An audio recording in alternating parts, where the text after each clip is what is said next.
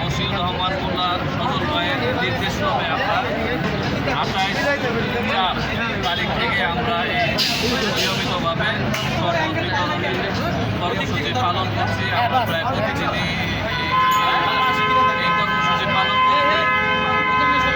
আমরা দেখেছি যে খেটে খাওয়া মানুষ, যারা রিক্সা চালক, শ্রমিক, তারা 1 গ্লাস শরবত পেয়ে অনেক খুশি হয়েছে, যেটা অনেককে অরঙ্গের একটা টাকা দিয়েও খুশি করা যাবে না, কিন্তু তারা 1 গ্লাস শরবত পেয়ে তারা তৃপ্তি সহকারে তাদের চেষ্টা মিলিয়েছে। এতে আমরাও আনন্দিত হয়েছি, আল্লাহ পাক খুশি হয়েছে।